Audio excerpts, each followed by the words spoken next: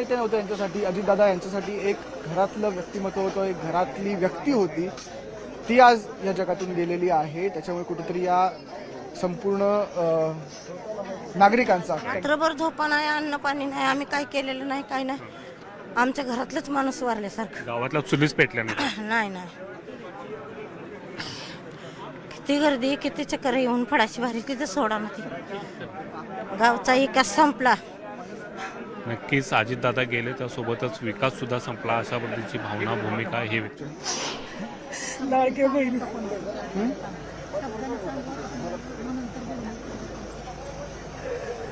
कधी भेटला होता दादांना? गावात आल्या भेटायचं. आज एक घरातली व्यक्ती गेली असं वाटतं. घरात सगळ्यांची सोय आमची सोय केली म्हणजे लाडक्या बहिणीचं सगळं आमचा मोठा भाऊ होता होई सगळं. चालेल चालेल चालेल. दादासारखा अष्टपैलू नेता या महाराष्ट्रामध्ये कधी आपल्याला बघायला मिळणार नाही. कारण दादांनी जे कामं केले, सर्वसामान्यांचे कामं असतील, सर्वसामान्य कार्यकर्त्याला न्याय द्यायचं काम असेल, अशा पद्धतीने दादांनी आज आपल्यातून निघून गेली. ही घटना अतिशय आमच्या राष्ट्रवादी काँग्रेस पक्ष पार्टीच्या परिवारासाठी आणि संपूर्ण महाराष्ट्रातल्या तरुणांसाठी, वृद्ध असू दे किंवा तरुण असू दे, प्रत्येक जण रडताना पाहायला मिळतो. हो, सगळेजण रडत आहेत. कारण दादा दादा गेले ही कल्पना सहन होत नाहीये. आणि दादा पुण्यवान म्हणण्यापेक्षा आम्ही पुण्यवान आहे की आम्हाला दादांचं अंतिम दर्शन घडलं इथं. आणि आमची ही सगळ्यांची इच्छा आहे की दादांनी ह्या धर्तीवर पुनर्जन्म घ्यावा आणि ते परत यावे. आणि त्यांच्यासारखा नेता हा होऊ शकत नाही आणि महाराष्ट्राचा वाघ इथं जन्माला कोणी येऊ शकत नाही. पुनर्जन्म घ्या आणि याच बारामतीत घ्यावा. याच बारामतीत घ्यावा आणि त्यांनी आमचेच दादा म्हणून इथं उभं परत राहावं, आमची ही इच्छा. आणि सदैव त्यांचा पाठ आमची आणि आमची इच्छा आहे. त्यांना देवाने जिथं नेलंय त्यांनी त्यांना शांती लागून द्यावी. आम्ही किती नाही म्हटलं, आम्ही मुंबईत असतो. दादांना मी एक नेता म्हणून पाहतो. तुम्ही एक तुमच्या घरातली व्यक्ती म्हणून दादांसोबत तुम्ही राहिला. कसं होतं दादांचं व्यक्तिमत्व? दादा आम्हाला असे समक्ष जरी नाही दिसले ना, गर्दीमुळे त्यांचा चेहरा नाही दिसला, पण त्यांचा हात हा आमचा स्वामी समर्थांसारखा हात होता. आणि असं वाटायचं देव आलाय आज आमच्या गावात. आणि आम्ही त्यांच्या हातावर सुद्धा आज आनंदित राहायचो. त्यांचं दुःख सांगण्यासारखं नाहीये, पण आता हे गाव म्हणजे काय बोलायला शब्दच नाही. तुमचा देव गेलाय. देव गेलाय, देव गेल्यातच आमचा जमा येतो. हातातून सगळं सुटल्यासारखं वाटते. दादा गेले. बारामतीचा विकास इथं स्थगित झाला असं वाटायला लागले. बारामती संपली, आजच संपली असं वाटते. म्हणून दादांनी परत यावं. तुम्ही प्रार्थना करा आमच्यासाठी. बारामती दादांनी परत यावं. बारामती संपली अशी खूप भावना व्यक्त. काकू तुम्ही पण रडता. कारण दादांनी आमच्यासाठी भरपूर काही केलेलं आहे आणि आमचा पांडुरंग गेलेला आहे. आणि आम्ही सगळे गावकरी मिळून दादांसाठी प्रार्थना करू. दादांनी परत आमच्या काटेवाडीत जन्म घ्यावा. आणि दादा जरी गेले असले तरी आमच्या काटेवाडीकरांच्या मनात दादा सतत राहणार आहेत. तुम्हाला शेवटचे कधी भेटले होते दादा आले होते तर? हो, भेटले होते ना. आम्ही ज्यावेळेस ग्रामपंचायत सदस्य निवडून आलो त्यावेळेस दादा आमचा सत्कार करण्यासाठी बारामतीत आम्हाला बोलवलं होतं. तेवढीच आठवण आमच्यासाठी राहिलेली आहे. पण दादा परत जन्म घ्या तुम्ही. आणि आमचं सगळ्यांची तुम्हाला मनापासून आमची इच्छा आहे की तुम्ही परत जन्म घ्या दादा. अजित दादा एकच वादा, अमर रहे अजित दादा. एवढंच बोलले. आजी पण पाठी ताई भाऊ या. आजी पुढे. तुम्हाला यशो अनावर झालेला. आमच्या मनापासून असं वाटतं की आम्ही कधीच असं म्हणणार नाही आमच्यात आम्हाला सोडून गेल्या. तर आम्ही जिथे तिथे त्यांनी कर्तव्य केले, तिथे तिथं आम्ही त्यांना पाहणार, जिथे तिथं बघणारच आम्ही त्यांना. त्यांनी आमच्यासाठी खूप केलेलं आहे, गरिबांसाठी, सगळ्यांसाठी. दादा म्हणजे असं काटेवाडीत यायचं म्हणजे वाघ डरकळ्यासारखं वाटायचं. पण आम्हाला असं वाटतं की आमची डरकाळी आम्ही नेहमीच त्यांच्या हे ज्यांच्या त्यांच्या कर्तव्यातनं बघणार आहे. आम्हाला एवढंच सांगायचंय, आम्हाला काही नाही दुसरं सांग. काटेवाडीचा वाघ आपला काटेवाडीचा आमचा भाग आहे तो. त्याची डरकाळी म्हणजे इथे यायचं म्हणलं तर आणखी काटेवाडी यायची, सगळी काटेवाडी जमायची. माझा वाघ माझा दादा म्हणजे आम्हाला देत होता म्हणून नाहीये. आमचं त्याच्यावर खूपच प्रेम. आमच्यासाठी केलेलंच आहे, लय केलेलं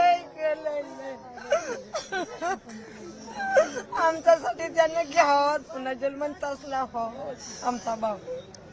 आमच्यासाठी त्यांना काटेवाडीच्या जनतेची भावना इतकी आहे की पुनर्जन्म घ्यावा अजितदादांनी. खूप लोकांना असं वाटत असेल की पुनर्जन्म ही कल्पना लोकांना पटत नसेल, पण सध्या काटेवाडीतील या जनतेची भावना अशी आहे की अजितदादांनी पुनर्जन्म घ्या आणि घ्यावा तर कुठे, महाराष्ट्रात आणि अनिल भाऊ उकरंडे काटेवाडीत अजून काही आहेत.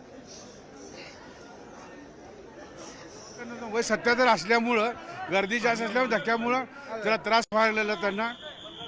अजितदादांचं अंत्यदर्शन घेण्यासाठी अजितदादाचं अंत्यदर्शन घेण्याकरता आम्ही आलेलो आहे सोलापूरातनं. या ठिकाणी पाहायला गेलं तर सोलापूरवरून हे आलेले आहेत आणि त्यांना या ठिकाणी गर्दीमध्ये आहे ते त्यांना चक्कर आलेलं आहे, भोवळ आल्याचं या ठिकाणी पाहायला मिळते आणि बाहेर पाहायला गेलं तर मोठ्या प्रमाणात गर्दी आहे ते दिसून येते आणि रोहितदादांचं सांत्वन अनेक जण करताना पाहायला मिळतात. या गर्दीचं नियोजन आहे ते लाडक्या बहिणीचा हवं तर तसं म्हणा, लाडक्या बहिणीचा भाऊ म्हणा किंवा लाडक्या बहिणी इतपतच मर्यादित नव्हतं त्यांचं. त्यांनी शिक्षण, लहान मुलं, शिक्षण, त्यांचं संस्कार कसे होतील, कसा ह्या बारामतीचा पूर्ण विकास होईल असंच त्यांनी बघितलं. आज बारामतीचा विकास अख्ख्या जगामध्ये साक्ष देतोय की पवार कुटुंबियांनी किती बारामतीसाठी केलंय. बारामतीच नाही तर पूर्ण महाराष्ट्राबाहेर पवारांचं जे पवार कुटुंबाचं जे योगदान आहे ते फक्त बारामतीपुरतं मर्यादित नाही, तर संपूर्ण महाराष्ट्रासाठी किंवा शरद पवारांच्या सर्वत्र देशासाठी त्यांनी काम केलं आहे.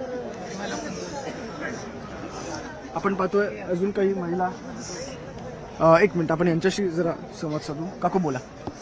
दादांनी जो विकास केला तो फक्त बारामतीचाच नाही, खेडोपाडी सगळे शाळा असू देत, आरोग्य केंद्र असू देत, सगळ्या मंदिरं असू देत. आता कनेरीच्या मंदिराचं काम चालू आहे, शिवसृष्टीचं काम चालू आहे, नर्सरी आहे तिकडे, पक्ष्यांचं काम, सर्वांगीण विकास केला अजितदादांनी. सर्वांगीण आणि दादांनी विकास करताना भेदभाव केला नाही, हे सगळ्यात जास्त महत्वाचं. दादांनी जातीपातीचं राजकारण करताना दादा आम्हाला कधी दिसले नाहीत. आपण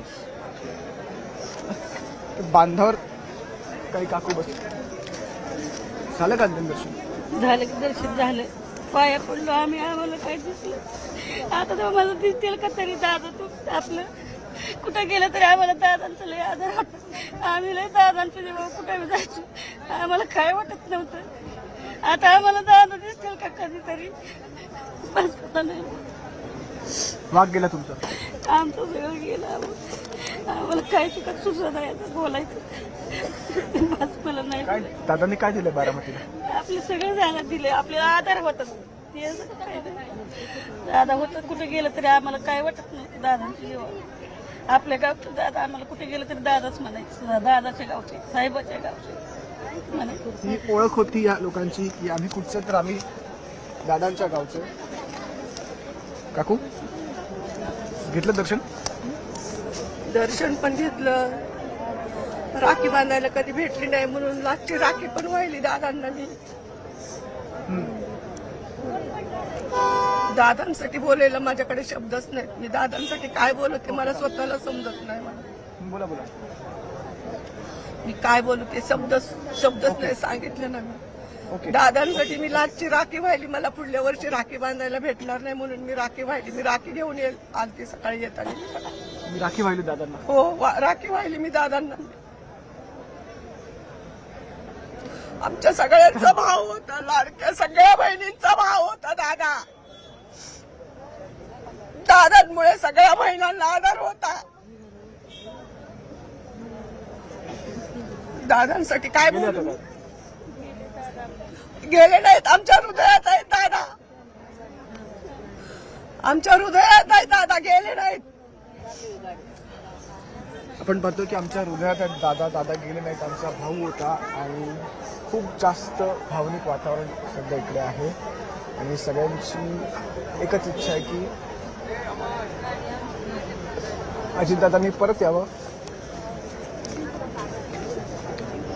पुन्हा जन्म घ्यावा आणि जन्म कुठे घ्यावा तर याच बारामतीमध्ये जन्म घ्यावा. व्हिडिओ जर्नलिस्ट रमेश भट यांच्यासह मी संकेत वरक, न्यूज 18 मराठी, बारामती. चला.